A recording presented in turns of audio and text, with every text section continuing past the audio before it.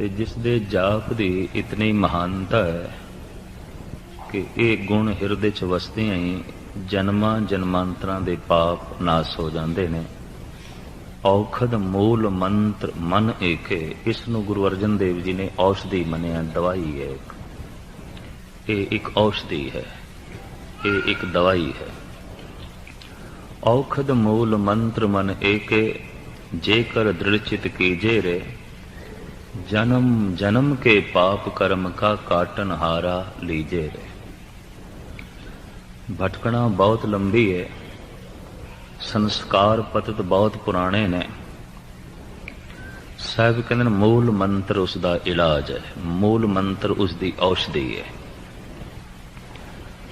आदि काल तो गुरु घराने विच पुराने अभ्यासी पहले मूल मंत्र जपते रहे ने, फिर गुरमंत्र, फिर नितनेम करते हैं। हुण कथा कीर्तन ते लोकी सुन लेंदे ने, थोड़ा बहुत नितनेम भी कर लेंदे ने। ना मूल मंत्र दा जाप है ते ना ही गुरमंत्र दा जाप है। हालांकि रहतनामा जिहड़ा गुरु ग्रंथ साहब जी महाराज दे च दर्ज है वह भी ये है कि गुरु सतगुरु का जो सिख अखाए सो भल के उठ हर नाम ध्यावे। वो उठदे ही पहले नाम सिमरन करे। नितनेम साहिबा ने इसे ही रहतनामे च इशारा कर दिता है। फिर चढ़े दिवस गुरबाणी गावे, बहंदियां उठदियां हर नाम ध्यावे। बाणी दा पाठ नितनेम बाद च करे। मूल मंत्र गुर मंत्र पहले जपे। ये जाप है नहीं, इस वास्ते साडे विच भाई गुरदास पैदा होने बंद हो गए, भाई मनी सिंह जैसियां महान मूर्तियां पैदा होनियां बंद हो गईयां।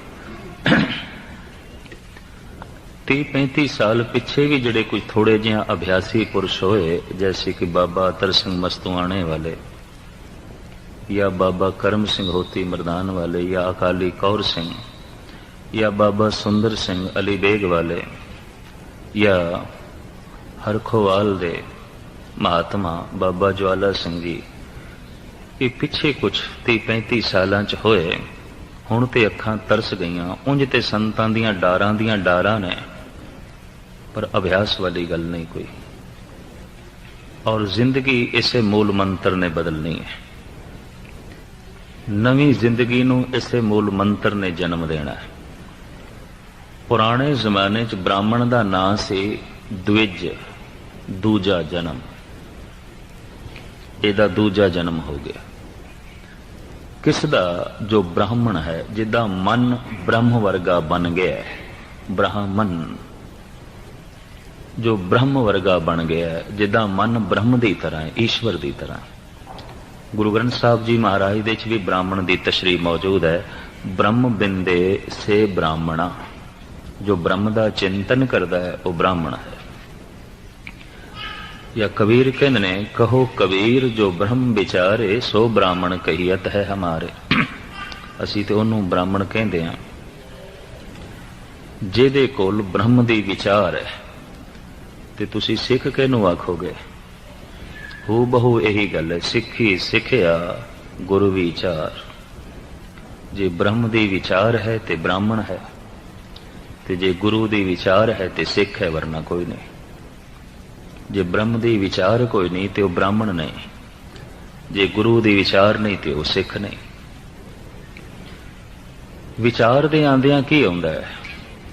ब्राह्मण नूं आख्या गया द्विज, इहदा दूजा जन्म हो गया, इनू नवी जिंदगी मिल गई। गुरु दे विचार दे आउंदियां तुसी यही कुछ नहीं रह जाओगे जो कुछ हो, सवाल ही नहीं पैदा होंदा। फिर तो विचार कुछ भी ना होए, जे विचार भी आ गए तो असी यही कुछ बने रहे नहीं, फिर असी ये कुछ नहीं हाँ। फिर साहब कहते विचार दे आंदियां जन्म गुरु के घर दे विच आउंदा है। सतगुर के जन्मे गवन मिटाया, फिर जन्म गुरु दे घर हो जाता है। हुण ते असी मां बाप दे घर जन्म लिया है, गुरु दे घर उदों जन्म होवेगा जद हिरदे च गुरु दी विचार वसेगी, मूल मंत्र दा जाप वसेगा। ਗੁਰਮੰਤਰ ਦਾ ਜਾਪ ਵਸੇਗਾ, ਫਿਰ ਜ਼ਿੰਦਗੀ ਦਾ, ਜਿਸ ਨਵੀਂ ਜ਼ਿੰਦਗੀ ਦਾ ਜਨਮ ਆਉਂਦਾ ਹੈ, ਉਹ ਕਥਨ ਕਹਿਣ ਤੋਂ ਪਰੇ ਹੈ। ਮਾਂ ਬਾਪ ਦੇ ਘਰ ਜਨਮ ਲੈ ਕੇ ਬੰਦਾ ਜਨਮ ਤੇ ਮਰਨ ਤੋਂ ਬਚ ਨਹੀਂ ਸਕਦਾ, ਚੱਲਦਾ ਹੀ ਰਹੇਗਾ। ਕੋਈ ਮਾਂ ਜਨਮ ਦੇ ਕੇ ਇਹ ਦਾਵਾ ਨਹੀਂ ਕਰ ਸਕਦੀ ਕਿ ਇਸ ਦਾ ਹੁਣ ਹੋਰ ਜਨਮ ਨਹੀਂ ਹੋਵੇਗਾ, ਇਹ ਚੱਲਦਾ ਰਹੇਗਾ। ਇਹ ਤੇ ਜਮ ਜਮ ਮਰੇ, ਮਰੇ ਫਿਰ ਜੰਮੇ, ਬਹੁਤ ਸਜ਼ਾਏ ਪਿਆ ਦੇਸ ਲੰਮੇ। ਨਿਹੰਗ ਸਿੰਘ ਜੋ ਕਹਿੰਦੇ ਨੇ ਕਿ ਗੁਰੂ ਗੋਬਿੰਦ ਸਿੰਘ ਸਾਡੇ ਪਿਤਾ ਨੇ, ਅਸੀਂ ਜੋ ਕਹਿੰਦੇ ਹਾਂ ਗੁਰੂ ਨਾਨਕ ਦੇਵ ਜੀ ਸਾਡੇ ਪਿਤਾ ਨੇ, ਕਲਗੀਧਰ ਸਾਡੇ ਪਿਤਾ ਨੇ, ਦਰਅਸਲ ਉਹ ਸਾਡੇ ਸ਼ਬਦੀ ਪਿਤਾ ਨੇ, ਨਾਦੀ ਪਿਤਾ ਨੇ। ਦੋ ਤਰ੍ਹਾਂ ਦੀ ਸੰਤਾਨ ਮੰਨੀ ਜਾਂਦੀ ਹੈ, ਬਿੰਦੀ ਸੰਤਾਨ, ਨਾਦੀ ਸੰਤਾਨ। ਮਾਂ ਬਾਪ ਦੇ ਰਕਤ ਤੇ ਬਿੰਦ ਤੋਂ ਜੋ ਪੈਦਾ ਹੋਇਆ ਉਹਨੂੰ ਕਹਿੰਦੇ ਨੇ ਬਿੰਦੀ ਪੁੱਤਰ। ਤੋ ਜੋ ਕਿਸੇ ਦੇ ਵਿਚਾਰਾਂ ਤੋਂ ਜਿਸ ਨੇ ਜਨਮ ਲਿਆ, ਸ਼ਬਦ ਤੋਂ ਜਿਸ ਦਾ ਜਨਮ ਹੋਇਆ, ਉਹਨੂੰ ਕਹਿੰਦੇ ਨਾਦੀ ਸੰਤਾਨ। ਅਸੀਂ ਗੁਰੂ ਦੇ ਨਾਦ ਤੋਂ ਪੈਦਾ ਹੋਏ ਹਾਂ, ਅਸੀਂ ਗੁਰੂ ਦੇ ਸ਼ਬਦ ਤੋਂ ਪੈਦਾ ਹੋਏ ਹਾਂ, ਫਿਰ ਸਿੱਖ ਹਾਂ। ਪਰ ਸਿੱਖ ਉਹ ਜਿਹੜਾ ਸ਼ਬਦ ਤੋਂ ਪੈਦਾ ਹੋਇਆ। ਮੈਂ ਫਿਰ ਅਰਜ਼ ਕਰ ਦਿਆਂ, ਨਹੀਂ ਤੇ ਕੋਈ ਸਿੱਖ ਨਹੀਂ ਹੈ। ਬ੍ਰਾਹਮਣ ਉਹ ਜਿਸ ਦਾ ਮਨ ਬ੍ਰਹਮ ਵਰਗਾ ਬਣ ਗਿਆ ਤੇ ਬ੍ਰਹਮ ਦਾ ਚਿੰਤਨ ਕਰਦਿਆਂ ਕਰਦਿਆਂ ਬ੍ਰਹਮ ਦਾ ਰੂਪ ਹੋ ਗਿਆ। ਅਸੀਂ ਜਦ ਇਸ ਢੰਗ ਨਾਲ ਭੰਡਦੇ ਹਾਂ ਨਾ ਬ੍ਰਾਹਮਣ ਨੂੰ, ਬ੍ਰਾਹਮਣ ਨੇ ਇਹ ਕੀਤਾ, ਬ੍ਰਾਹਮਣ ਨੇ ਇਹ ਕੀਤਾ, ਤੇ ਖਿਮਾ ਕਰਨੀ ਤਥਾ ਕਥਿਤ ਸਿੱਖ, ਜੋ ਸਿੱਖ ਨਹੀਂ, ਜਿਹਦਾ ਵਿਚਾਰ ਤੋਂ ਜਨਮ ਨਹੀਂ ਹੋਇਆ, ਉਹ ਕੀ ਕਰ ਰਿਹਾ? ਸ਼ਰਾਬੀ ਮਹਾ ਉਹ ਹੋਇਆ ਪਿਆ। ਥਾਂ ਥਾਂ ਦੀ ਗੁੰਡਾਗਰਦੀ ਦੇ ਚ ਇਸਦਾ ਹੱਥ ਹੈ। ਗੁਰਦੁਆਰਿਆਂ ਦੇ ਗਲਤ ਇਸਤੇਮਾਲ ਦੇ ਵਿੱਚ ਇਹਦੀਆਂ ਰੁਚੀਆਂ ਨੇ।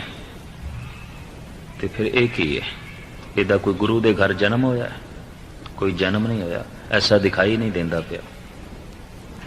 ਉਹ ਬ੍ਰਾਹਮਣ ਬਹੁਤ ਭੈੜਾ ਸੀ, ਜਿਹਦਾ ਬ੍ਰਹਮ ਵਰਗਾ ਮਨ ਤੇ ਨਹੀਂ ਸੀ, ਲੇਕਿਨ ਦਾਵਾ ਕਰਦਾ ਸੀ ਮੈਨੂੰ ਬ੍ਰਾਹਮਣ ਆਖੋ, ਤੇ ਗੁਰੂ ਦੀ ਕੋਈ ਵਿਚਾਰ ਨਹੀਂ, ਗੁਰੂ ਦੇ ਘਰ ਜਨਮ ਨਹੀਂ, ਤੇ ਦਾਵਾ ਕਰੇ ਮੈਂ ਸਿੱਖ ਹਾਂ।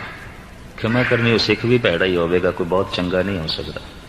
ਸਤਿਗੁਰ ਕੇ ਜਨਮੇ ਗਵਨ ਮਿਟਾਇਆ।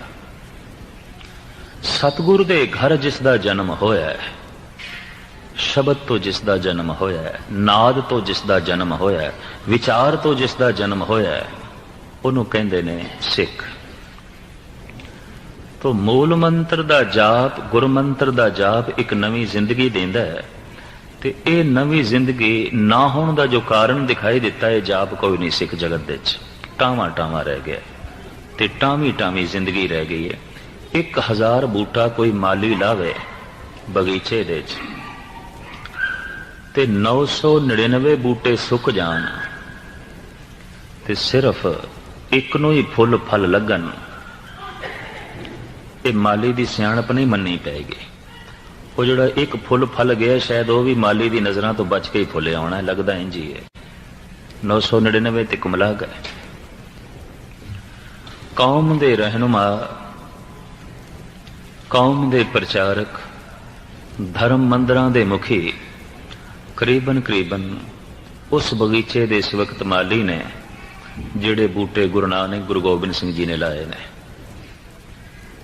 ਬੜੀ ਮਿਹਨਤ ਨਾਲ ਲਾਏ ਨੇ, ਖੂਨ ਸਿੰਚ ਕੇ ਲਾਏ ਸਨ। ਔਰ ਜਿਹੜੀ ਮਿਹਨਤ ਹੈ, ਇਤਿਹਾਸ ਪੜ੍ਹਨ ਵਾਲੇ ਦੇ ਵੀ ਰੋਂਗਟੇ ਖੜੇ ਹੋ ਜਾਂਦੇ। ਤੇ ਇਹ ਬਗੀਚਾ ਜਿਨ੍ਹਾਂ ਮਾਲੀਆਂ ਦੇ ਹਵਾਲੇ ਕੀਤਾ ਵੀ ਹੁਣ ਤੁਸੀਂ ਦੇਖ ਰੇਖ ਕਰਨੀ, ਤੇ ਮੈਂ ਅੰਦਾਜ਼ਾ ਲਾਉਂਦਾ ਹੁੰਦਾ 1000 ਬੂਟਿਆਂ ਦੇ ਚੋਂ 999 ਕੁਮਲਾ ਗਏ ਨੇ। ਇਹ ਕੋਈ ਮਾਲੀ ਦੀ ਸਿਆਣਪ ਨਹੀਂ ਹੈ। ਇਹ ਤੇ ਸ਼ਾਇਦ ਜਿਹੜਾ ਇੱਕ ਅੱਧ ਜਿਹੜਾ ਪ੍ਰਫੁੱਲਤ ਹੈ, ਉਹ ਵੀ ਮਾਲੀ ਦੀ ਨਜ਼ਰਾਂ ਤੋਂ ਬਚ ਗਿਆ ਸ਼ਾਇਦ। ਇਹ ਵੀ ਸ਼ਾਇਦ ਅਜੋਕੇ ਸੰਤ, ਪ੍ਰਚਾਰਕ ਤੇ ਪ੍ਰਬੰਧਕਾਂ ਦੀ ਦ੍ਰਿਸ਼ਟੀ ਤੋਂ ਸ਼ਾਇਦ ਬਚਿਆ, ਤਾਂ ਹੀ ਕੁਝ ਹਰਾ ਭਰਾ ਹੈ। ਸਾਹਿਬ ਕਹਿੰਦੇ ਨੇ, ਦਾਵਾ ਅਗਨ ਬਹੁਤ ਤ੍ਰਿਣ ਜਾਲੇ, ਕੋਈ ਹਰਿਓ ਬੂਟ ਰਹਿਓਰੀ। ਜਿਸ ਕ੍ਰੋਧ, ਤ੍ਰਿਸ਼ਨਾ ਤੇ ਵੈਰ ਵਿਰੋਧ ਦੀ ਅਗ ਨੇ ਸਾਰੇ ਬੂਟੇ ਸਾੜ ਕੇ ਸੁਆਹ ਕਰ ਦਿੱਤੇ ਨੇ, ਕੋਈ ਇੱਕ ਅੱਧ ਹਰਾ ਭਰਾ, ਇੱਕ ਅੱਧ। ਹੁਣ ਹਜ਼ਾਰਾਂ ਦੇ ਇਕੱਠ ਦੇ ਵਿੱਚ ਕੋਈ ਇੱਕ ਅੱਧ ਬੂਟਾ ਹਰਾ ਭਰਾ ਹੋਵੇ, ਉਹਨੂੰ ਫੁੱਲ ਫਲ ਵੀ ਲੱਗੇ ਹੋਣ, ਇਹ ਕੋਈ ਗਿਣਤੀ ਨਹੀਂ ਹੈ। ये कोई बहुत वड्डी गल नहीं है। जिसनों कोई महानता दिती जाए तो जिसका कोई जिक्र किया जाए, जिक्र तो उन्होंने करना पेगा जो 999 बूटे कुमला गए ने, मुरझा गए ने, सुक गए ने, सड़ गए ने, न पत्ते न फुल न फल, जड़ां तक सुक गई।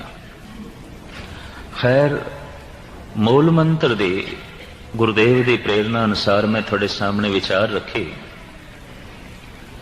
ते इस विचार का मुख मुद्दा इन्ना ही समझना कि अमृत वेले इसका जाप करना है, जिन्ना हो सके, घट तो घट 15-20 मिनट।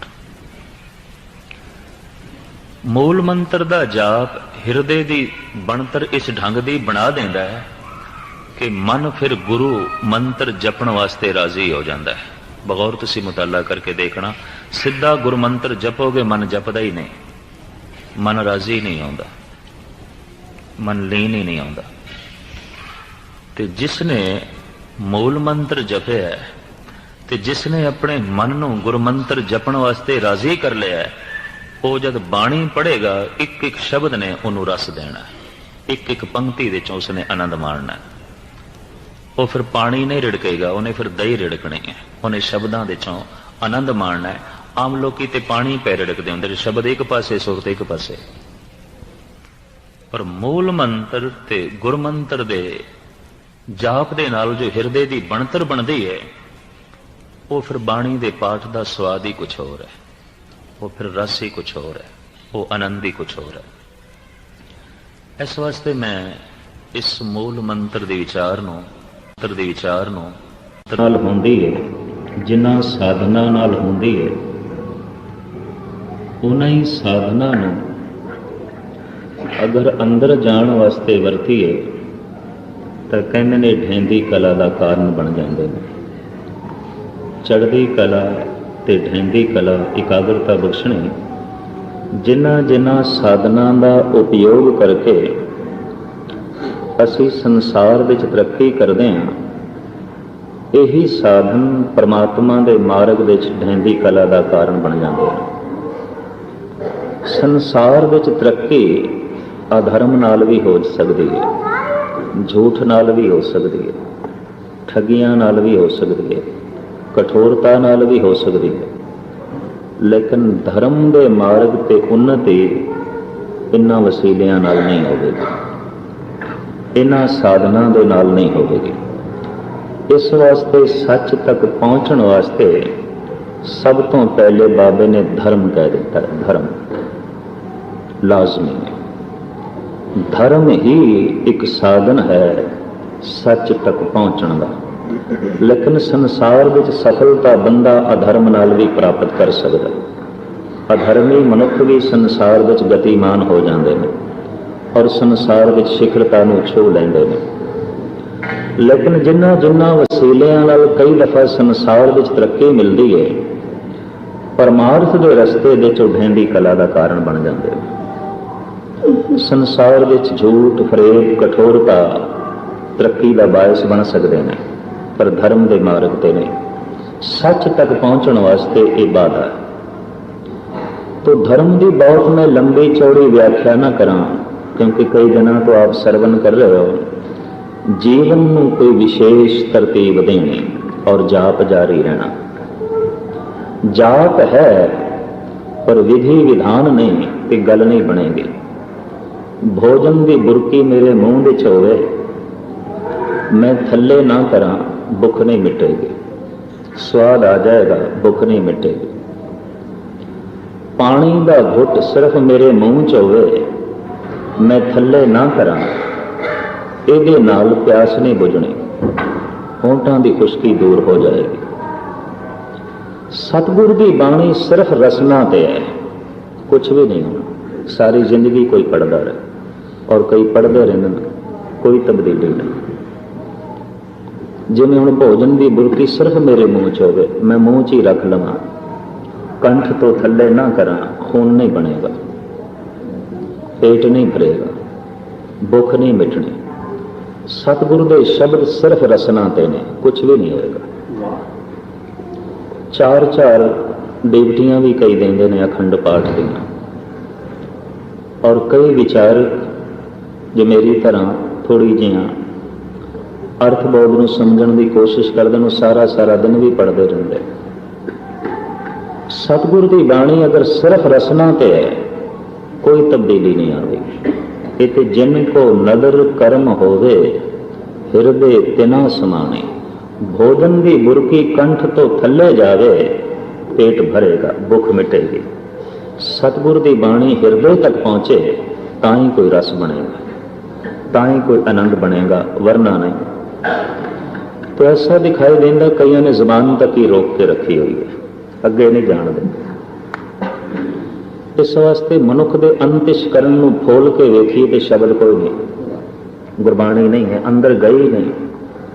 जिनको नदर कर्म होवे हिरदे तना समाने, जाप आरंभ है तो सहजे सहजे जाप अगर अंदर जा रहा है तो तब्दीलियां आणगियां ते मनुख पहुंचेगा कर्म खंड ते, जिस दे बारे पातशाह कहते हैं कि लीनता नसीब हो जाती है कर्म खंड की बाणी जोर।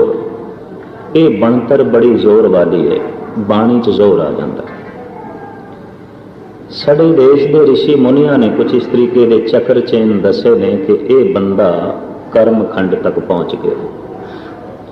साहिबां की बाणी दे भी अनेक इस तरह के वाक आंदन, कुछ मैं थोड़े सामने रखे ने और रखने ने। गुजड़ा लद्धम लाल मत्थे ही प्रगट किया। साहब कहने कि गुज्जा रतन सानू लभ पिया और वो प्रगट हो गए। गुजड़ा लद्धम लाल ये ठेठ लैंदी पंजाबी है।